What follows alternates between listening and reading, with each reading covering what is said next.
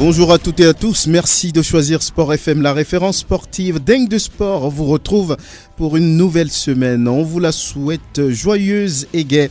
Le match Togo-Algérie occupe presque tout le temps de cette émission.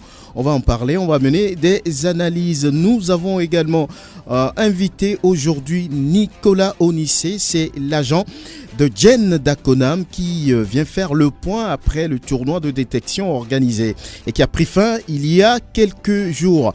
Dingue de Sport invite aussi Angelo Foliko et Latif Yoruma. Prosper Agbouklou sera de la partie. Dingue de Sport, mise en onde Pélagie Mekoum. Je suis Franck Nounyama. Dingue de Sport, nous allons saluer nos invités. Nicolas Onissé, bonjour, bonne arrivée. Merci, bonjour à tous. Vous êtes l'agent de Djen Dakonam, un joueur qui fait la fierté du football togolais aujourd'hui. Ok, c'est exactement ça, merci. Voilà, Angelo Foliko, merci d'être là, bonjour. Salut Franck, bonjour à toutes et à tous. Latif Yoruma, merci, bonne arrivée. Bonjour Franck, bonjour à tous les auditeurs. Très bien, on va faire le bilan de ce tournoi de détection de talent naturellement organisé au nom de ce joueur-là dont on vient de parler, un tournoi de détection Djen Dakonam, et c'est la raison pour laquelle d'ailleurs son agent est ici. Alors Nicolas Onissé, au sortir de ce tournoi, qu'est-ce qu'on peut retenir tout de suite? Satisfaction? Qu'est-ce qu'on peut dire? Énorme satisfaction. On est enchanté des 3-4 jours que l'on a passé ici. On a vu du très beau football, on a vu 300 à 350 jeunes joueurs de 15 à 20 ans, 15 à 21 ans. Et oui, la satisfaction est grande parce qu'il y a du talent et la jeunesse togolaise du football a un bel avenir. On ne doute pas de ces talents. Alors aujourd'hui, est-ce que vous, concrètement, vous avez eu ce que vous êtes venu chercher? Écoutez, c'est un concept qui existe depuis 3-4 ans maintenant, qu'on avait déjà fait chez le voisin ghanéen plusieurs fois, au Sénégal, au Congo, sous l'impulsion de Djen Dakonam qui nous disait tout le temps « Nico, n'oublie pas mon pays, il faut que tu fasses au Togo ». Nous sommes venus le faire ici. C'était le tour du Togo, comme on dit. Et on n'est vraiment pas déçus. On s'aperçoit, je ne vais pas pratiquer de langue de bois, je vous dis très honnêtement, par rapport je vais comparer avec le voisin ghanéen, le niveau moyen est légèrement inférieur. Par contre, il y a vraiment des pépites chez les jeunes joueurs. On a détecté des 2002, des 2003 qui sont absolument fantastiques, qu'on ne trouve pas, ou plus en tout cas, à côté au Ghana, quoi. Donc aujourd'hui, le football togolais dans son ensemble peut être fier d'avoir présenté des jeunes de 15 ans, 14, sur qui on peut compter demain. Je vous confirme. Et il peut être fier aussi de ces clubs, que je remercie au passage, parce qu'ils nous ont fait confiance et nous ont présenté leurs enfants. Et on s'aperçoit que c'est pas un seul endroit où tous ces gamins sont pas issus du même endroit, quoi. C'est 3, 4, 5 clubs. Ça veut dire que le travail des éducateurs est de bonne qualité également. Alors aujourd'hui, après ce tournoi de détection, quelle va être la suite maintenant? Bien, écoutez, on est venu ici sans trahir quoi que ce soit. L'OGC Nice, qui est un grand club de Ligue 1 française, était présent à travers Souleymane Cissé, son responsable, son monsieur Afrique, et un des cadres de la cellule de recrutement de l'OGC Nice. Nous avions, de par notre réseau en Europe, et sur les pays de l'Est, des commandes spécifiques, des clubs qui nous avaient dit « Ah, j'ai besoin dans tel âge, des 18-20 ans, si tu as un grand 6, si tu as 6, si tu as un ailier rapide, si tu as... » Voilà, donc ces clubs qui nous font confiance nous avaient demandé des profils types de joueurs. Aujourd'hui, on va pas repartir avec des joueurs, je pense, parce que, il y a quelques hésitations encore. Notre directeur technique est en train de travailler sur les vidéos des matchs, en ce moment encore, on va voir. Mais a priori, tout ce qui a été détecté comme vraiment top, ce sont des jeunes joueurs, des 2002, des 2003, qui malheureusement ne peuvent pas voyager avant leur majorité. La FIFA nous interdit de faire voyager des jeunes joueurs avant leur majorité. Donc ça veut dire que on est venu, on a trouvé Mais maintenant, il va falloir suivre et accompagner ces gamins-là jusqu'à leur majorité dans leur club, en aidant les clubs, en revenant. Ça s'appelait première édition, ça sous-entend que la deuxième exactement, édition va arriver et ainsi de suite. Donc, ce qui veut dire que dans quelques années, ces joueurs détectés, les plus talentueux, vont partir. C'est mon vœu. Je le souhaite sincèrement. Ouais, je le souhaite sincèrement. On a mis des moyens. On a mis des moyens un peu exceptionnels cette année parce que le concept ayant bien marché au Ghana avec, on va prendre l'exemple par exemple d'Opoku Ampoma qu'on a détecté il y a maintenant 3 ans et qui est devenu international, qui joue à Waasland Beveren en D1 belge. À 21 ans, il est devenu international ghanéen alors qu'il était dans la rue au moment où on l'a trouvé. On s'est dit, vu que c'est la première fois au Togo, on va venir avec des gens qui vont filmer. Donc, on avait une équipe qui a suivi notre travail. On filme bien entendu tous les matchs, mais en parallèle de ça, on avait quelqu'un qui a suivi tout notre travail et qui va créer un petit film. Et on en a profité donc pour faire des interviews des gamins qui ont été détectés. C'est lui qui a géré ça, donc ils se sont présentés et si dans 5, 6, 8 ans ces gens-là deviennent internationaux togolais et portent le maillot des éperviers, je pense que tout le monde sera très content de ressortir les interviews et les images du jour où ils ont été trouvés au tournoi de détection. Donc aujourd'hui on peut dire que l'Afrique compte dans le football de haut niveau. Parce qu'on voit souvent ces genres d'initiatives, vous l'avez dit, au Ghana, en Côte d'Ivoire, au Bénin, un peu partout sur le continent. Ça veut dire qu'il faut compter avec l'Afrique désormais. 100%. Il faut compter avec l'Afrique, il faut compter avec cette qualité, avec cette folie. Ce qui nous plaît ici aussi, c'est que ce qui nous a beaucoup plu, parce qu'on était une équipe quand même de 6-7 personnes en permanence tous les jours au terrain, à venir de l'extérieur. Et ce qui nous a beaucoup plu ici, c'est que c'est pas encore formaté comme dans certains pays, avec des clubs européens qui ont mis la main mise et qui font jouer les joueurs, les joueurs qui s'encadrent un peu à l'européenne, vous voyez. On a fait une détection il y a 2 ans au Sénégal, parce que c'est un pays qu'on aime beaucoup et qu'on accompagne des joueurs sénégalais dans leur carrière en Europe. Mais après 400 joueurs en 3-4 jours, on en a sélectionné 0. Au Ghana, la plus grosse détection qu'on avait faite, on en avait sélectionné 2, pour vous donner un ordre d'idée. Et ici, on en a trouvé 6. Ah oui. Ouais. Ah oui. Maintenant, ça va être beaucoup de travail. Ah oui. Non, mais ça vous donne une idée. Oui. Ouais. Ça veut dire que c'est très sérieux ce que vous faites. Il y a beaucoup de sérieux là-dedans. On ne prend pas n'importe quoi ou bien n'importe qui. Non. C'est ça. Non, on ne prend pas n'importe quoi ou n'importe qui. Je pense que dans notre mode de travail, la confiance est un bien précieux dont il faut prendre soin. Quand un club européen, dont on taira les noms, mais quand des clubs européens vous disent « on sait comment vous, Sportback, vous travaillez, j'ai besoin de tel profil, il y en a qui vont être déçus la semaine prochaine quand je vais leur dire « j'ai pas trouvé ton profil ». Je ne vais pas leur ramener quelque chose par défaut. Si nous, tous dans le groupe, nous n'y croyons pas, on ne va pas pousser pour pousser, vous comprenez? Angelo Forico, il faudra féliciter l'international togolais Jen Dakonam pour une telle initiative. Hein. Oui, affirmatif. Je pense que pour tout joueur, lorsqu'on arrive quand même à sortir du lot et qu'on passe par Alcorcon, on arrive à Retafe aujourd'hui... on a suffisamment du vécu en Liga espagnole. Je pense que l'idéal, c'est quand même de redonner ce qu'on a quand même acquis sur le terrain. C'est vrai, on a plusieurs fois vu des joueurs qui sont versés dans le social, dans l'humanitaire, où on essaie d'apporter un peu plus aux hôpitaux, aux écoles. Mais cette forme également, je pense que elle est à saluer. Parce que là, on est dans le domaine du football, une matière que tous les enfants aujourd'hui, que ce soit garçons ou filles, prisent. Et même tous les parents ne rêvent que de ça, que mon enfant, mon gamin devienne footballeur, devienne comme Jane et d'autres joueurs, histoire quand même d'être une star du ballon rond. C'est une très bonne chose. Maintenant, parlons sérieux, je pense que si Sportback a pu faire ça au Ghana, au Sénégal et arrive aujourd'hui au Togo, ça démontre qu'il y a certes un travail de confiance qui se fait, ce qui est très important, parce qu'aujourd'hui, ce qui fait très mal, vous allez voir des joueurs qui débarquent en Europe, en quittant d'abord leur domicile. Cela suscite énormément d'espoir et surtout de réussite, mais derrière, ce sont des joueurs qui traînent dans les rues, qui deviennent des SDF, des sans domicile fixe. Et ça, c'est une situation que moi, je déplore énormément sur le continent.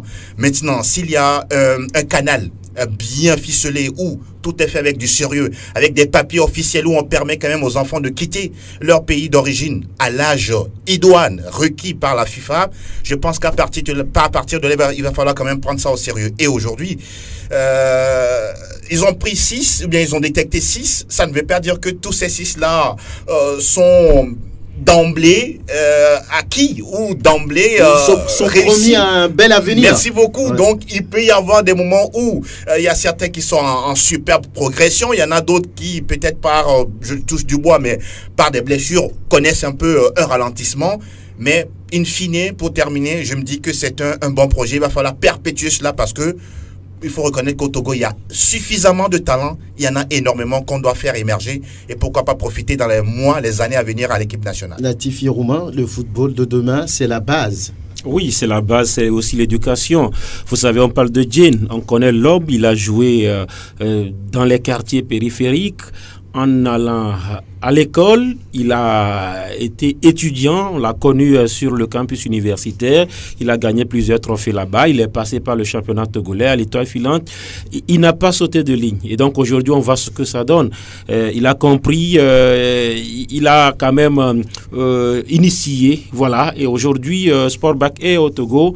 C'est la relève qui a commencé. On va dire qui va peut-être prendre la suite de qui, parce que Jane sait qu'aujourd'hui c'est eux, mais demain ce sera qui. Aujourd'hui, si Dieu te met peut-être devant à un niveau, il faut quand même laisser des traces de façon positive. Et je crois que c'est ce que Jane est en train de faire.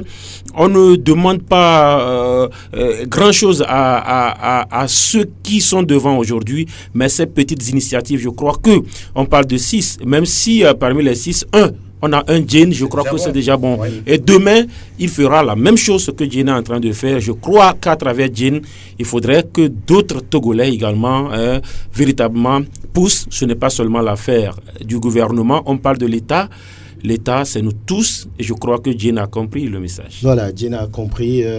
Nicolas Onissé est là pour nous dire tout simplement que ça a été une satisfaction. Alors, qu'est-ce qu'on peut dire maintenant? Tout va bien, on va revenir. Voilà.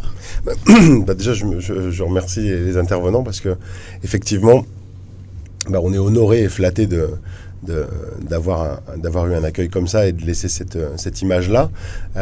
Effectivement, on n'est pas venu faire un coup. On en aurait trouvé 0, mais on n'aurait pas eu de problème pour dire on est désolé, mais on estime qu'il n'y a pas de niveau, le niveau suffisant. Aujourd'hui, on va continuer à faire confiance aux clubs ou aux académies dans lesquelles ces enfants-là travaillent, parce que si on les a détectés, c'est que le travail avait été très bien fait. Nous, localement, Sportback a ouvert un bureau le week-end du match Togo-Bénin avec un représentant, donc Dany, qui va être notre bras droit et notre relais sur le Togo, au même titre qu'on en a déjà au Sénégal ou même dans des pays d'Europe, en Belgique, en Albanie, voilà, en France, on essaie d'avoir des offices dans chaque endroit. Donc Dany, lui, va avoir beaucoup plus de travail qu'il ne pensait, parce que suivre 6 gamins, à aller les voir jouer, être attentif aussi au travail d'éducation et se dire en parfaite accointance avec ses dirigeants et sa famille, quand famille il y a, ok. Est-ce qu'il travaille encore à l'école? Est-ce que si, est-ce que ça? Ça, c'est des choses sur lesquelles Jane sera intransigeant. L'éducation. Oui, puisque lui-même, il a fait des études de haut niveau, en tout cas. Pourquoi pas ceux qu'il veut soutenir. Nicolas Onissé, on ne va pas vous laisser partir avant de pouvoir placer un mot sur le match Togo-Algérie. Ça fait très mal à tout le public sportif togolais. Vous avez suivi, on dirait, ce match, mais que retenez-vous?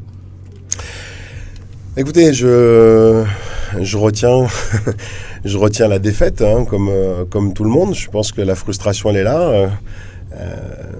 À la mi-temps, les larmes sont quasi montées, parce que ça fait mal, parce qu'on espérait tous un résultat différent, et qu'une CAN sans le Togo, ça me semble pas conforme, en fait. Et puis une CAN à 24.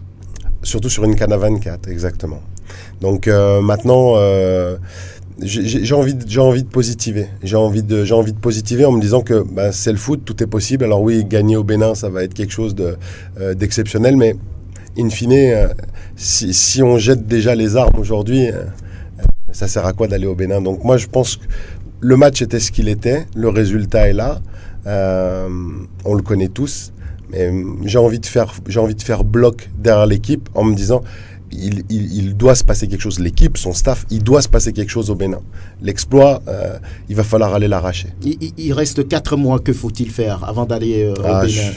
Vous savez, je suis modestement un agent, je ne suis ni un entraîneur. Je vois beaucoup de matchs par saison. De vos points de vue, peut-être que il faut faire ci, changer ça. Moi, je suis quelqu'un qui va toujours au bout de mes convictions et je suis prêt à mourir pour mes idées. Et je pense que sur le match, du Bénin, il faudra prendre beaucoup de risques qui n'ont pas été pris sur celui-là. Que vous perdiez au Bénin 5-0 ou que vous créez un exploit fantastique, il va falloir de la folie qu'on n'a pas vue en première mi-temps. Il va falloir prendre des risques. Voilà. Merci d'être passé. Merci à vous de votre invitation. Merci beaucoup. On est ensemble. À très bientôt. Bon courage. Merci. Algérie-Togo, on l'a dit, ça va prendre presque tout le temps de cette émission, on va dire, et on aura le temps aussi pour le championnat militaire qui dispute ses demi-finales ce mardi, à savoir Gendarmerie nationale, premier BIR, deuxième RI RPC, le tout au stade de la jeunesse club d'Agoé. Mais avant, on va parler de ce match Togo-Algérie qui fait si mal, 4-1 pour les Fennecs d'Algérie. Oui, Angelo Folico, et quelques heures après cette déroute, on va dire, du Togo, oui, qu'est-ce que vous dites, vos analyses, qu'est-ce que ça fait dans votre tête? Ah oui, je pense que d'abord le réveil a été très difficile pour nous tous, et je pense que quand on jette un coup d'œil dans le rétroviseur, la première information que nous retenons, c'est que le Togo n'est pas encore éliminé dans ses éliminatoires. Maintenant, je pense que par rapport à tout ce qui s'est passé hier, ce n'est pas ce à quoi on s'attendait. C'est-à-dire, je parle du contenu du match livré par les éperviers du Togo face aux Fennecs d'Algérie. J'ai vu un public qui a fait énormément le déplacement hier, un public franchement qui était tous derrière, je dirais, cette équipe-là, histoire au bout d'avoir cette qualification, je dirais d'abord cette victoire, et puis avoir une main, on peut le dire, sur ce ticket de qualification. Sauf que hier, sincèrement, j'ai été déçu sur toute la ligne par rapport à la prestation des éperviers du Togo. J'étais convaincu qu'on allait gagner face à l'Algérie parce qu'on est à domicile, et surtout que samedi, on avait déjà le résultat du match Gambie-Bénin. Donc cela pourrait constituer une autre motivation pour les éperviers. Clairement, un autre état d'esprit, c'est-à-dire surtout au niveau de l'attitude des joueurs face aux Fennecs d'Algérie. Oui, l'Algérie est arrivée avec ces joueurs qu'on connaît, Slimani, Mahrez, Attal et tous les autres, Raïs Mboli, mais ce ne sont pas également des joueurs qu'on ne peut pas franchement contrer. Sauf que hier, sincèrement, dans les 5 premières minutes, j'ai vu une équipe qui était très timide. Je ne sais pas ce qui s'est passé avant le début de ce match. Je ne sais pas si c'est le discours qui n'était pas forcément au rendez-vous, ou est-ce que les joueurs avaient déjà la honte de disputer ce match-là face à l'Algérie. On n'a pas reconnu les éperviers. C'est vrai que face au Bénin, face à la Gambie, c'était un autre match. Même du Togo à l'extérieur, à Banjul, de l'autre côté, c'était un autre match. Mais hier, sincèrement, c'était une coquille vide qui nous a été présentée. La défense, sincèrement parlant, si on va revenir en compartiment par compartiment, elle n'y était pas du tout, cette défense hier. J'étais certes content de revoir Oroa Koriko Sadat au niveau de cette défense en l'absence de Jane et de Urosama Hakim, mais et Sadat et Steve Lawson et Simon Gbeignon, c'est une défense qui ne se retrouvait pas du tout. Il titubait sur chaque action. Regardez l'action sur laquelle est arrivé le premier but. Une tête renversée qui n'était pas forcément bienvenue parce que Sadat n'a pas bien vu la position de... Est-ce que l'équipe était peut-être sous pression vu le public qui a fait le déplacement? Elle ne devrait pas. Franck Dougnama, elle ne devrait pas être sous pression. La pression peut toujours arriver. Oh oui, je suis d'accord. Mais les joueurs n'ont pas su contrôler cette pression. C'est un match très important, mais ces joueurs-là, ce sont des joueurs qui jouent pratiquement dans des championnats où on a quoi, 15 000, 20 000 personnes dans les tribunes. Ça, il faut le reconnaître. Maintenant, est-ce que devant l'Algérie, on devrait être aussi froussard? Je pense qu'il y a eu trop de peur. On a trop respecté cette équipe hier. Sincèrement parlant, je parlais tout à l'heure du premier but qu'on a encaissé dans des conditions extraordinaires, parce que quand on revoit posément le replay de cette action, on se rend compte que la frappe de Mahrez, ou bien le ballon, prenait une autre trajectoire. Et que, bon, dans l'euphorie ou la précipitation, Sadat était obligé d'y mettre sa main, histoire de sauver ce ballon, mais malheureusement, le ballon qui retombe dans les filets. Maintenant, quand on prend dans l'ensemble du jeu en milieu de terrain, moi, j'ai pas compris pourquoi on peut mettre deux joueurs a fortiori récupérateurs. Je vais parler de Atakora Laweli et Atcho Franco. Ça a été le système de Claude Marie-François. Oui, mais ça n'a pas marché parce que entre les deux, on ne savait pas qui était relanceur et qui était récupérateur. Dans les couloirs, la première période, aucun centre, ni de la gauche, ni de la droite. Et c'est vrai, Adebayor, qui était le capitaine, je n'ai pas vu, je peux me tromper, mais je n'ai pas vu une seule seconde où il a harangué ses coéquipiers en leur demandant, messieurs, restons solides. Vous voulez dire qu'il n'a pas pesé sur ce match? Il n'a pas pesé. Pour moi, il a été inutile.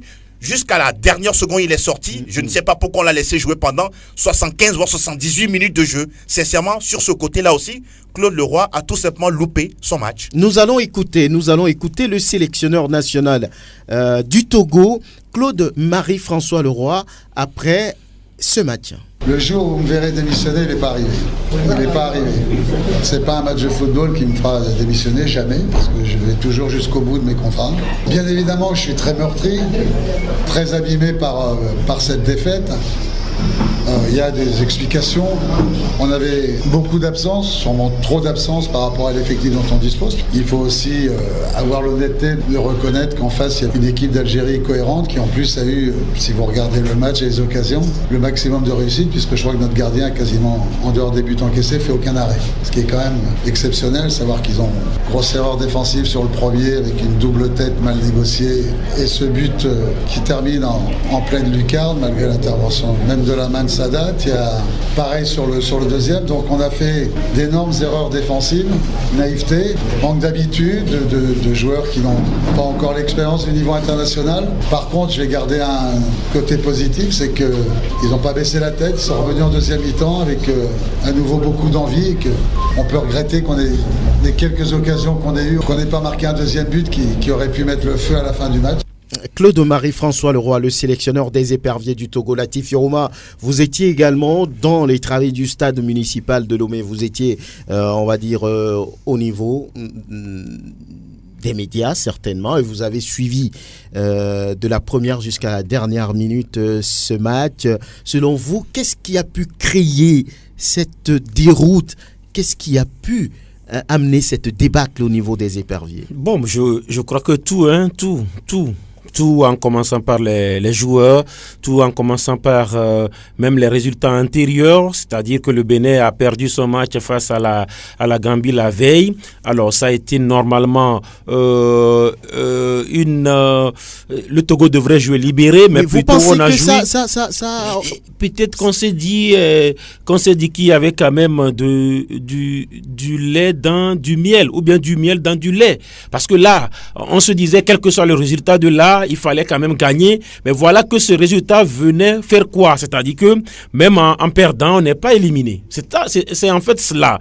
Moi, vous voulez dire que les joueurs ont un peu joué sur ça? Mais je me dis c'est quand même de haut niveau. Mais non, on n'a plus de joueurs de haut niveau. C'est vrai. Le était dans les tribunes, c'est-à-dire Adjen Dakonam était dans les tribunes. Mathieu Dosséville, il est à Toulouse, c'est un haut niveau. Oui, d'accord. Oui, on parle aussi de la Ligue 1. Il faut quand même avoir le courage de le dire. C'est la Ligue 1. Aujourd'hui, la star du groupe, c'est Adjen Dakonam. Il joue en Liga. C'est pratiquement le meilleur ou bien le deuxième meilleur championnat du monde.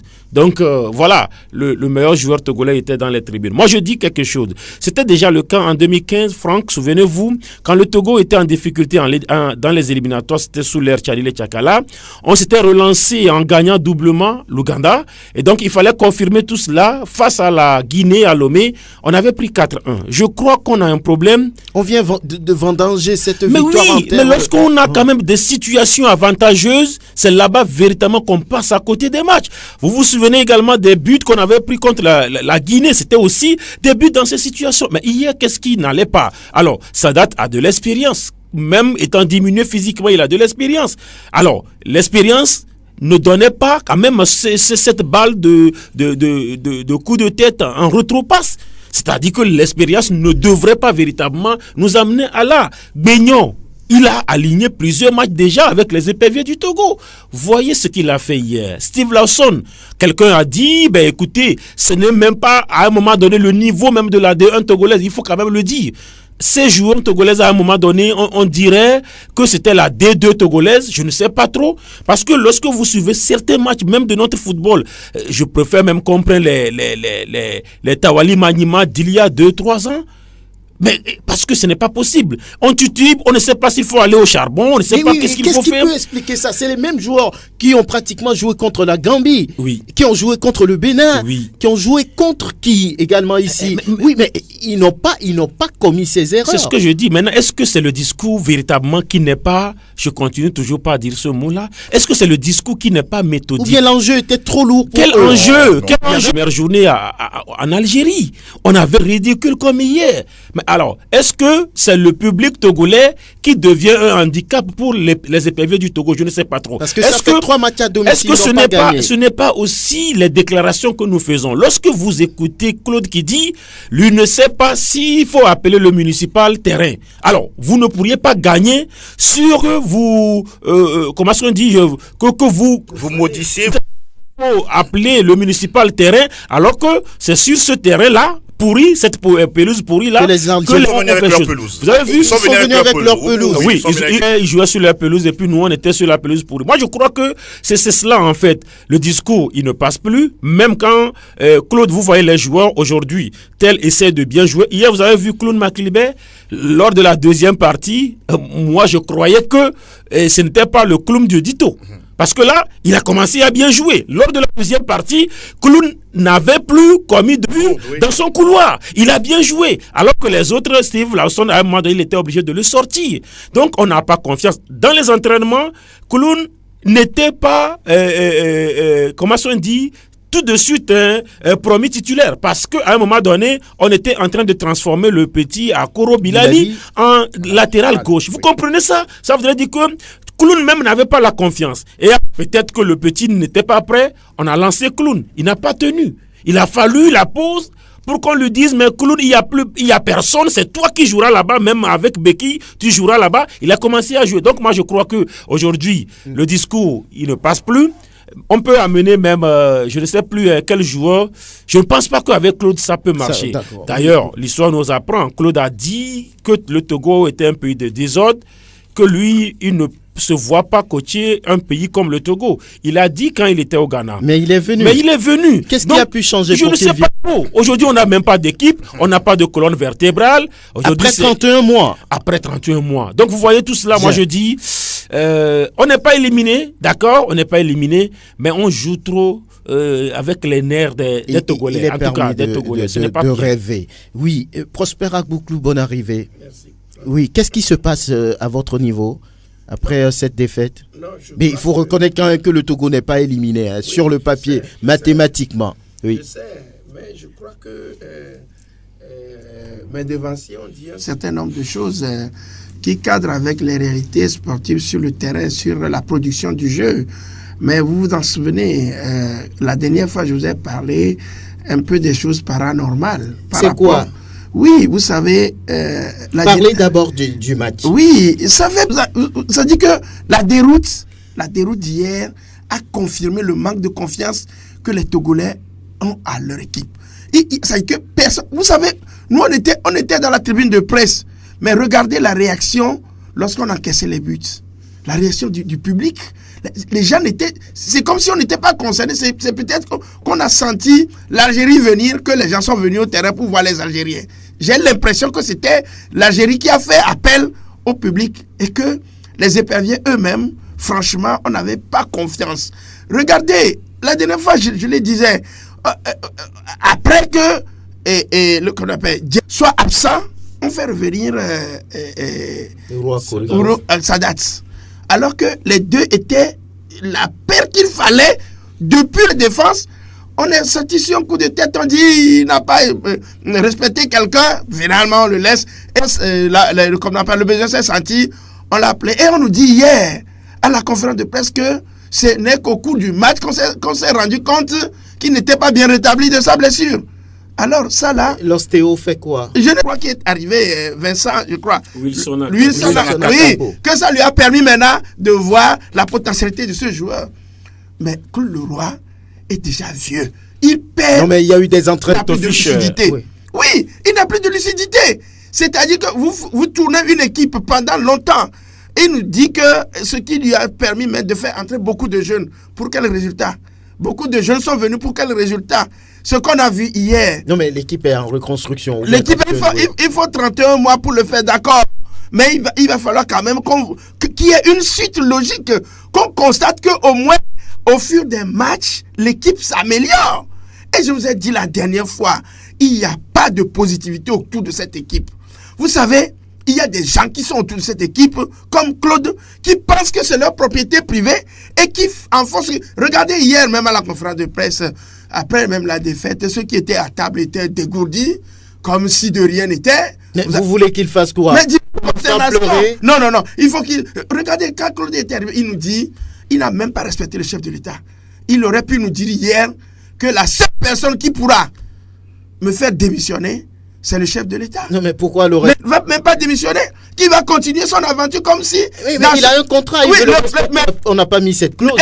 Donc ça c'est un contrat extraordinaire. Oui, c'est un contrat. Non, c'est extraordinaire. Donc moi je crois quand même que ce monsieur ne nous respecte pas. Et la fédération non plus n'a pas de poids pour lui dire quoi que ce soit. Et hier, on a vu tout simplement les insuffisances tactiques, les insuffisances caractérielles. On a vu tout le comportement que cette équipe a. Regardez, un joueur qui dit, le terrain là ne me sied pas, je ne vais pas jouer. Il prend ses vacances. Il a refusé de jouer contre la Gambie. Et puis subitement... Non mais le coach a dit qu'il était blessé. Je dis subitement, il vient, on lui met le brassard. Il reste sur le terrain pendant 78 minutes. On savait que l'attaque était infructueuse au lieu de faire des changements très longtemps pour pouvoir... Regardez, Mahrez hier, il a même refusé de faire des appels. Parce qu'il savait que plus rien n'a... Ça dit qu'ils ont tout fait.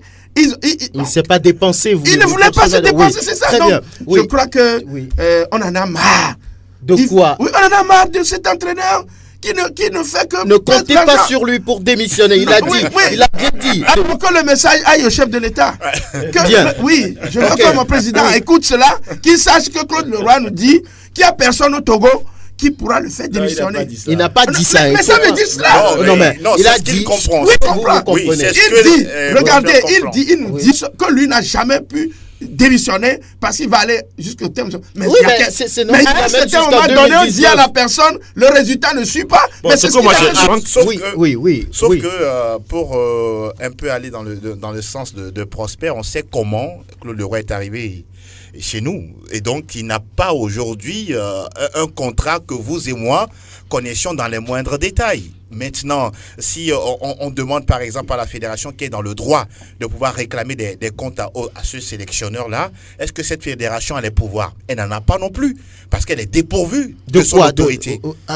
Pourquoi dites-vous ça? Mais attendez, dans tout pays où un sélectionneur arrive, qui est l'employeur du sélectionneur? Oui, c'est la fédération. Oui, peut-être mais le dans colonel notre pays, ce n'est pas le cas. Gaskosi quelque part, peut-être bien posé, réfléchi à ce qu'il va dire à cet entraîneur. Oui, il va demander des comptes. Vous pensez? Le colonel Gaskosi il va demander les comptes à qui? Parce que à Claude Leroy, lorsque vous discutez, c'est son employé. Lorsque vous allez à la fédération, vous allez dans tous les bureaux de la fédération togolaise de football. Il n'y a pas une seule copie du contrat de Claude Leroy. Peut-être qu'il y en a, on ne veut pas vous le montrer. Ils ont dit qu'ils n'ont pas le contrat. La fédération a dit... Moi, je suis personnellement allé Claude Leroy. Hier, Claude Leroy a dit que lui, il ne démissionne jamais après un match. Mais ça voudrait dire que ça dit qu'il peut démissionner par rapport à une situation. Après. Mais il dit qu'il ne démissionne pas après un match. Ça veut dire que même il peut prendre 1000-0. Oui, mais ce match également, c'était... Parce que là, il a répondu à la question. Le confrère lui a posé la question. Est-ce qu'il ne pense pas qu'il est temps de démissionner? C'est parce que justement on a perdu 4-1. Et donc, il a répondu à la question du confrère. Moi, jamais je ne démissionne après un match. Ça veut dire que une semaine, 2 semaines après, peut-être que quand les pasteurs viendront encore lui refuser l'entraînement au municipal, il peut s'énerver et démissionner. Ou soit, quand on va lui refuser de lui donner peut-être des moyens pour aller jouer un match. Ou bien... En fait, c'est aussi moi ma compréhension de la réponse qu'il a eu à donner. Angelo Folico, on sait Franck. que mathématiquement, c'est pas fini, c'est pas bouclé pour le Togo. On peut aller gagner à Cotonou, au Bénin, j'allais dire en mars 2009, comme la dernière fois à Bakao, en Gambie. Oui. C'est possible, on est en football. Mais dans une grande proportion, on va dire cet espoir, cette qualification est vraiment, vraiment compromise. Beaucoup le disent. Hein. Le cliché aujourd'hui, c'est que c'est 3 candidats pour un seul ticket. Le Bénin, le Togo et la Gambie. Et donc, ça va être compliqué. Et là, sincèrement parlant, c'est là on est tellement frustré quand on regarde dans le rétroviseur qu'hier, on avait l'occasion, au pire des cas, de faire match nul. Moi, je m'interroge. Depuis les 3 matchs que nous avons disputés au stade municipal de Lomé, nous n'avons jamais engrangé de victoire. Oui, ça fait 2 points sur 9 possibles. Mais c'est minable, c'est famélique, c'est pas possible. Quand on sait que sur le continent, jouer des éliminatoires pour arriver à composter votre billet pour la suite, surtout pour la qualification, c'est qu'il faut faire le maximum de plein de points à domicile. C'est ce que les autres aujourd'hui qui sont qualifiés ont fait. Oui. Madagascar, la Côte d'Ivoire, la Guinée, etc., etc. Mais nous, on a tellement du mal. Maintenant, l'autre question que je me pose, est-ce qu'il n'y a pas trop de suffisance dans l'attitude de ces joueurs? Est-ce qu'aujourd'hui, les joueurs qui étaient sur le banc, Koudagba Kossi, Akoro Bilali, suffisance au discours, au système tactique du sélectionneur? Les deux, parce que par moment aussi, je peux me tromper, mais lorsqu'on porte le maillot de la sélection, on est porteur d'une mission. On doit se mouiller à 200%, quitte même à mourir avec les armes à la main. Mais hier, on n'a pas vu une attitude dans le jeu des éperviers. On n'a pas eu de combattant commando sur le terrain. Il n'y a rien eu. À l'attitude du sélectionneur, c'est vrai qu'on a marqué un but par le truchement de Fodo là-bas. On l'a vu, il était en train de crier, d'haranguer, mais c'était trop derrière, tard. il n'y avait rien du tout. Je me dis que oui, par moment, on peut parler de problème de joueurs, mais également, il faut reconnaître qu'il y a un problème d'attitude de la part de ces joueurs-là. Hier, les Algériens étaient trop à l'aise. On a l'impression qu'ils étaient chez eux. Ils étaient dans leur salon. Touche, rapidement se retrouver dans le camp togolais et diablement efficace. Ils nous ont planté 4 buts et nous, on a eu que le petit loisir de mettre un but. Vous vous rappelez, pour terminer, que lorsque le Togo était mené 3-0, il y a une bonne partie du public qui quittait déjà le municipal. Ouais. Parce qu'il ne s'identifiait pas du tout à cette sélection qui manque de caractère. C'est vraiment très dommage de voir ça et je ne sais pas dans quel état d'esprit, je ne suis pas alarmiste, mais dans quel état d'esprit on va aborder le match face au Bénin dans quelques mois. Vous me tendez justement la question, Latif Yorouma. Il reste 4 mois pour préparer cette opération l'Églatérie là-bas au Bénin. Qu'est-ce qu'il faut changer? J'ai eu Nicolas Onissé qui dit il y a quelques minutes, il faut prendre des risques, il faut mettre la folie dans ce match, il faut. Selon vous, c'est possible. Qu'est-ce qu'il va falloir faire avant mars 2019? Bon, nous avons 4 mois. Ça voudrait dire qu'en 4 mois, on peut encore révéler des joueurs. Peut-être au niveau de notre championnat, peut-être au niveau du continent, pourquoi pas. On va récupérer Urosama Hakim. Forcément, il va prendre une... On ne va pas récupérer Djen. Djen a eu un carton rouge direct. Oui, mais je pense que c'est un match. Je ne pense pas. Djen devrait normalement manquer le match du Bénin également. Ça reste à confirmer, mais il a pris un carton rouge direct. Carton rouge direct, ça va au-delà d'un match. À moins que les règlements de la CAF sont autres. Sinon, si vous cumulez des cartons jaunes, c'est ça qui vous est exempt d'un match. Mais là, le carton rouge direct, il devrait manquer également le match contre chose. Au milieu de terrain, oui. Alors, on a besoin d'un joueur, mais depuis là, Claude a décidé de la mort en sélection de ce joueur. Vous parlez de qui? Je parle de Alexis Romao. On a besoin de lui. Même en défense, les joueurs qui ont dû prendre un recul parce que justement il y avait un empire que dirigeait le roi Claude, Serge Akakpo et autres. Aujourd'hui, vous avez vu sa date. C'est parce que justement à un moment donné, c'était compliqué. il s'est souvenu qu'il y a un joueur qu'on appelle Urosama Hakim. Donc moi je dis, à un moment donné, c'est un match, on ira, ça passe ou ça casse. On ne protège rien. Parce que si on gagnait hier avec un match nul, on se serait qualifié. Mais là, nous sommes dans une situation où c'est le Bénin qui a besoin d'un match nul. Si la Gambie ne gagne pas de l'autre côté pour passer, ça voudrait dire que l'équipe qui doit attaquer, c'est le Togo. On doit forcément attaquer. Mais si on doit attaquer, on ne va pas attaquer avec les mêmes schémas que Claude nous propose. Aujourd'hui, hier, on a eu un Adebayor inoffensif. Angelo a sorti le mot. Il y a eu un capitaine inutile hier parce qu'il n'a rien proposé. Il a voulu être discipliné tactiquement parce qu'on lui a demandé d'être le Karim Benzema du Togo, c'est-à-dire le numéro 9. Oui, il a été le numéro 9, sauf qu'il n'a pas quand même offert des profondeurs à son équipe. Il n'y a pas eu de passe dans les profondeurs pour Emmanuel Adebayor Chei. Il n'a jamais été dangereux, il a été toujours dos au but, et lorsque vous êtes dos au but, vous ne pourrez pas être chaud. C'est difficile de marquer pour un attaquant, oui. Sur cet aspect, rien n'a été. Et donc, moi, je crois que on va récupérer peut-être Sounou Maouli, parce que hier, sur les côtés... Gilles Sounou. Ça, c'est son père, voilà, je pense. Gilles Sounou. On va récupérer peut-être Gilles Sounou, on va récupérer peut-être Bebou Ilash, parce que moi, je dis, quelque chose peut se passer à Porto-Novo. Quelque chose peut se passer. Parce que le Togo a été souvent un pays béni, sauf que nous faisons tout pour nous retrouver dans la maison de Satan. Parce que là, moi je dis, déjà même avec la victoire de la Gambie, c'était une opportunité. C'était une opportunité. Mais qu'est-ce qu'on a fait de cette opportunité-là? Malheureusement, on n'arrive pas à gérer les situations qui se présentent à nous. Et puis pour dire que lorsque vous faites la somme du prédécesseur de Claude et de Claude, c'est-à-dire que vous faites un peu une étude comparative des résultats, vous allez voir que il est temps quand même que Claude quitte par rapport aux résultats. Moi je dis, en 5 matchs, on n'a que 5 points. Ce n'est pas possible. On a déjà joué tous nos matchs à domicile, on n'a que 5 points. Alors que quand on se séparait de Tom Saint-Fit, après 4 journées, il avait déjà 7 points. Vous voyez un peu, il avait déjà 7 points. Mais aujourd'hui, en 5 journées, nous avons 5 points seulement. Si les éperviers avaient seulement gagné les matchs à domicile même. Voilà. Quelque chose peut se passer, comme ça l'a été en 2016, je crois. C'était où là, on avait fait un match nul qui nous a qualifiés, je crois bien. Au Libéria. Au Libéria, c'est ça qui nous a qualifiés parce que. Donc moi je dis, le Togo peut aller créer cette surprise-là. Ce ne sera pas véritablement... ce n'est pas la science, mais je dis que quelque chose peut se passer. La pression peut aussi tuer l'équipe béninoise. Pourquoi pas? Et donc, voilà pourquoi nous continuons de croiser les doigts. Mais je dis, même après une qualification, je ne pense pas que cette méthode de travail pourra nous amener quelque part si on continue avec Claude-Marie-François Leroy. Très bien. On va pouvoir écouter quelques confrères.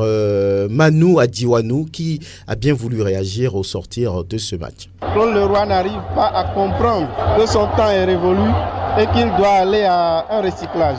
Il fait la honte du Togo.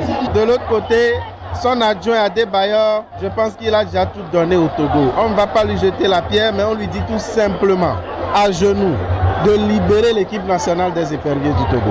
Qu'est-ce que vous avez vu dans le contenu togolais face à l'Algérie? Le contenu était vide au milieu. La défense avait beaucoup péché, tout simplement parce que les titulaires n'y étaient pas et les remplaçants n'étaient pas à niveau. Eux, tous sur le terrain, ils ont joué comme s'ils étaient des joueurs remplaçants des titulaires. Selon vous, à quoi cela est dû? Cela d'abord est dû à un mauvais casting de l'entraîneur. Deuxième chose, le système de jeu posé par Claude Leroy est un système qui a été rapidement mangé par les Algériens. Adebayor a été le maillon le plus faible parce que lui-même avait dit que ce terrain n'était pas bon pour son jeu. Ça voudrait dire que nous, les Africains, nous n'avons pas une dignité. Je crois que le Togo peut se qualifier encore. Voilà, Manu Adiwanou, un autre confrère qui a également accepté analyser ce match hier. C'est le confrère de Radio Métropolis, Wilson Amar. On n'a pas compris la tactique mise en jeu. J'ai lu que cette équipe togolaise a trop respecté l'Algérie. Il fallait mettre de l'impact dans le jeu. Nos joueurs sont pas trop titulaires dans le club, à l'instar de Chei ou encore Floyd. Maintenant, qu'est-ce qu'il faut faire? Des efforts collectifs il faut essayer quand même d'acculer ces Algériens, ce qu'on n'a pas fait. On a attendu, on a encaissé un but, difficile de revenir, un deuxième, un troisième. Et je crois que ça a été très difficile pour le Togo. Il faut dire que dans l'ensemble, c'est pas ça. Quand on a un capitaine qui dénigre ce synthétique-là et qui revient pour jouer sans demander excuse au public togolais ou encore, il n'a pas fait ce qu'il fallait. Nous sommes en Afrique, il y a des choses qu'il ne pardonne pas. Il y a 4 ans de cela où on a bien pris Tégué, on a prié. Les Guinéens sont venus nous battre 1 but contre 4. Vous pensez qu'on peut se qualifier? C'est possible. Le Togo peut essayer de faire quelque chose. Je crois à cette qualification. Je ne dirai pas non. C'est possible tant que le match n'est pas encore joué. Wisdom Ama, le confrère de Radio Métropolis, Prosper Agboklou, pensait qu'il faut également aussi aller chercher cette défaite ailleurs. Comme il l'a dit, on se souvient de ce match contre la Guinée. Il y avait eu des manifestations et des prières quelques jours avant le match. La débâcle était totale. 4 buts. Hier aussi, c'était la même chose. Quelques jours après, des prières sur le terrain, après des manifestations culturelles. Beaucoup se demandent pourquoi toujours au Togo, à la veille des matchs aussi importants, on laisse l'accès du stade à tout le monde et on ne protège pas le stade, on ne fait rien et voilà, tout est permis et voilà. Et derrière, c'est la déroute. Bon, vous savez, c'est pourquoi je parlais des choses paranormales. La métaphysique aussi fait partie donc du contingent, des contingences donc de la réussite. Lorsque vous voyez à peu près ce qui se fait, est-ce que dans la mesure normale, les gens qui sont concernés par cet aspect de la chose sont vraiment imbus de cette spiritualité? La question est là. Bon, je ne sais pas comment on le fait, qui demande à le faire, dans quelle mesure il a demandé. Toutes ces questions-là sont là. Bon, on ne voit pas ce qui se passe derrière, comment Dieu agit ou d'autres esprits agissent par rapport à cela. Mais vous savez, ça se traduit aussi dans le comportement des gens. Je l'ai dit, je l'ai répété, qu'autour de cette équipe, il n'y a pas de dynamique positive. C'est-à-dire que vous allez voir des gens qui vous voient, ils vous dépassent. C'est-à-dire, je le répète. Est-ce que quelqu'un est obligé de vous saluer? Oui, est-ce que quelqu'un est obligé de vous aimer? Oui, je ne dis pas de m'aimer, mais ce qu'on oublie, c'est que l'équipe nous appartient. Ça nous appartient, c'est notre propriété, ce n'est pas à ceux-là. On a vu comment ils se sont débattus pour que les choses changent. Les choses ont changé comment? Dans quelle proportion? Et ça va de pire en pire. Tous les jours. Pour aller, avant d'aller au changer. Il y a un problème également. Parlons de notre gardien de but. Vous savez, à l'époque, lorsque nous avons un match, on se disait, mais Libombe nous fera quelque chose. Agassa Kossi nous fera quelque chose. Pour ceux qui ont connu les Asogba Yaovi, on le disait, Asogba Yaovi, Feu Kouladje Kwami, on pensait, même à Dodo Bilale, on se rappelle, quand on a un match aussi important, on pensait à ceux-là.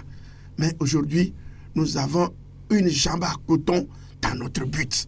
Mais pourquoi dites-vous ça? Pourquoi? Mais ça, sauf respect à ce gardien de but, je dis, on ne fait rien pour pouvoir aider en ce sens-là. Et vous allez demander à Gassa, regardez ce match que nous avons livré à Dakar.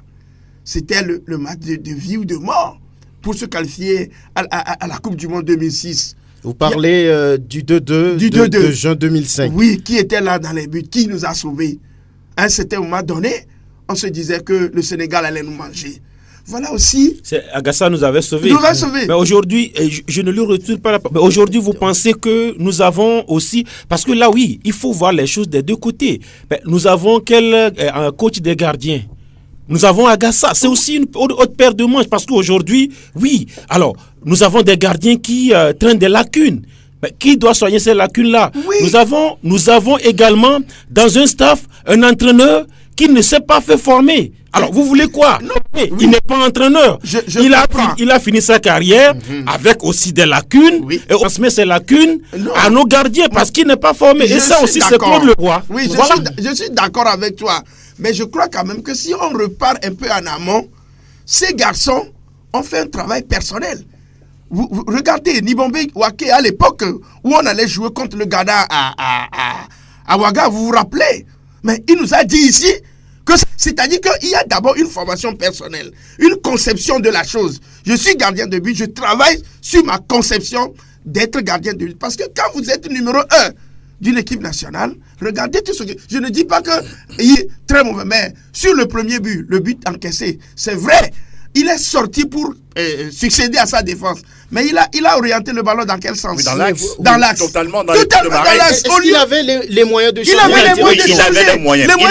C'est là où on parle de conception personnelle, lecture de jeu. Qu'est-ce qu'il va faire le ballon? Non, je suis pas d'accord avec ça. Oui. Il avait le moyen de dévier le ballon vers sa gauche, histoire de permettre quand même à ses joueurs de revenir. Nous n'avons pas suivi le même match. Oui. Le ballon est allé sur un Algérien, mais ce n'était pas dans l'axe. Revoyez le match. Oui, c'était autour du deuxième ballon. Alors, lorsque le gardien a renvoyé le ballon, la défense, elle était où? C'est ça aussi le problème. La défense revenait. Si on voit en amont sur cette action, c'est une responsabilité partagée, on va dire. La défense était beaucoup plus montée. Voilà. Et donc, il n'avait pas supplier la défense. Là aussi, j'engage la responsabilité de ce gardien, parce qu'il faut être quand même responsable et surtout être lucide dans la lecture de jeu. Sadieri, c'est vrai qu'il est grand de taille, mais il n'a pas du tout la lucidité dans les perches. Est-ce que vous avez encore la lucidité nécessaire pour décider de ce que vous allez faire? Franck Ndounama, quand vous jouez au football, vous avez cette lucidité-là de pouvoir dévier les... C'est possible, je dis que c'est possible, mais une autre chose, pour terminer, c'est que Claude Leroy aussi, c'est... je dirais, entêté à ne pas mettre de la concurrence à ce poste de gardien. Voilà pourquoi il est dans une certaine zone de confort. Il ne fait pas d'effort. Oui, on va terminer. Oui, et de deux, le gardien est celui qui a la vue panoramique. Pourquoi il est sorti? C'est parce qu'il a senti que sa défense était en danger. C'est pourquoi il a vidé sa cage et il a eu le mérite. Vous vous rappelez de ce match, je ne compare pas ce qui est incomparable. Vous vous rappelez de ce match entre l'Allemagne et l'Algérie lors du mondial. Les sorties de Neuer ont permis à la défense allemande, même quand elle commettait des erreurs. Et hier, moi, j'ai causé avec Mboli. J'ai pris même une photo avec parce que il m'a marqué sur ce match-là également. Je lui ai dit, mais je t'ai vu sur ce match. On a causé hier. Il m'a fait comprendre que le poste de gardien, c'est le plus difficile dans le professionnalisme. C'est pourquoi eux, les gardiens, n'ont pas souvent de place ailleurs. On se contente peut-être des petits clubs, mais c'est un poste très difficile. Oui, donc, je crois quand même qu'il va falloir qu'on travaille. Et je rejoins, comme on appelle, Latif qui parlait donc des lacunes d'Agassa. Mais il faut qu'on rappelle à ce gardien également qu'il faut qu'on fasse du travail sur le terrain et de lutter pour pouvoir faire la compétition. C'est terminé. Et les demi-finales du championnat militaire et paramilitaire qui ont lieu ce mardi. D'abord un match le matin qui va opposer la gendarmerie nationale et le 1er bataillon d'intervention rapide. Et puis dans l'après-midi, toujours au stade de la Jeunesse Club d'Agoué, le 2e régiment d'infanterie qui est opposé au régiment parachutiste commando. Latif Yorouma, merci. Angelo Folikwe, merci. Prosper Agboklou, merci. Et Loma Dovan, merci pour la vidéo de cette émission. Gildas Kabouré, excellent après-midi. Bye.